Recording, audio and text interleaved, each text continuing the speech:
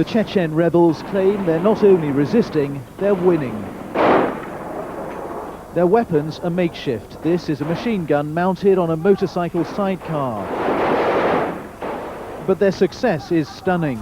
So far, the Chechens have kept Russia's army out of the center of Grozny. And 5 days after President Yeltsin ordered the final assault on this city, he's now called a halt to the bombing of the capital, which has killed so many and destroyed so much.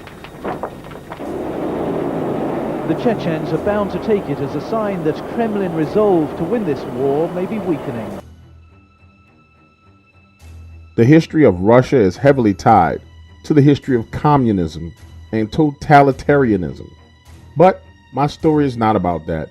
It's about what I witnessed as a journalist during the fight with the Soviet Army and Grozny. And there's no other way to explain it other than that death was coming for people. Back in those days, I worked as a journalist, embedded with the Russian forces.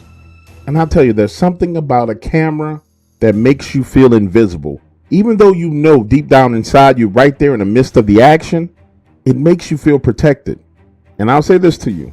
There were multiple times where I was looking through my lens and actually saw a sniper aiming directly at me, and every time they decided not to shoot. As a journalist, when you experience something like that, it makes you feel invincible. The only thing, I swear to you, the only thing that frightened me during this war was the RPGs and the mortars that were falling everywhere. Now, if you've never been to war, it's hard to describe the sights and sounds of war. The endless noise, bombs going off, the dead bodies. Some people, bodies literally blown into pieces. Others, dead long enough for rigor mortis to set in. I'm talking about people frozen stiff, swollen bellies, pus leaking from their bodies. During my time embedded with the Russian forces, I can honestly say to you that they got their asses kicked all around that city.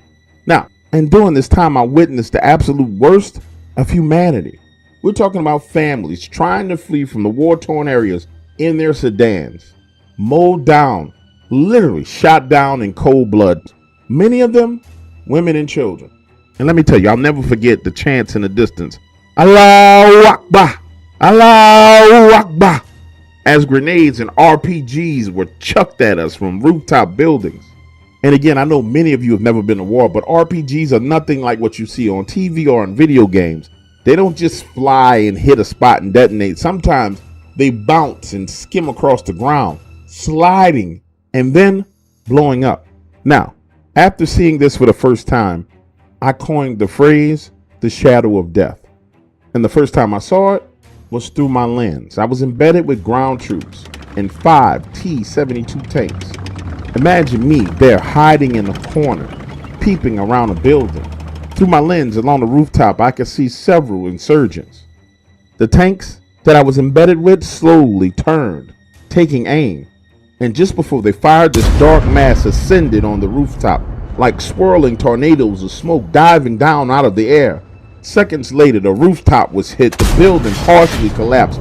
Bodies were flying through the air, falling 5 stories to the ground. And let me tell you, through that lens, I watched as that smoke separated, encircled and swirled around each one of those bodies as they were falling. Later that day was the second time I saw it. We had fallen back to what we thought was a safe spot. I was talking to one of the young Russian soldiers when again, I saw this black mass dart behind him on the camera. And moments later, just as I had finished recording his statement, his head jolts to the side and his body falls limp to the ground. Brains splattered all over the place from a sniper's bullet. Finally, let me share the absolute worst incident. And it was this incident that made me leave the battlefield. You see, it was those same 5 tanks. They had got caught in the ambush. We're lagging behind about 2.5 blocks as these tanks slowly move forward on these 2 parallel streets. When suddenly you hear it, Allahu Akbar! Allahu Akbar!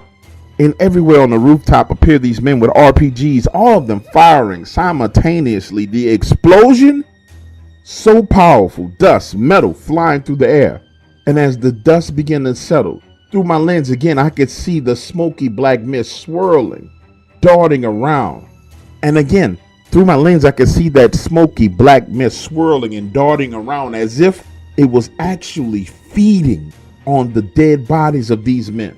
Look, after seeing that, I just couldn't take it anymore.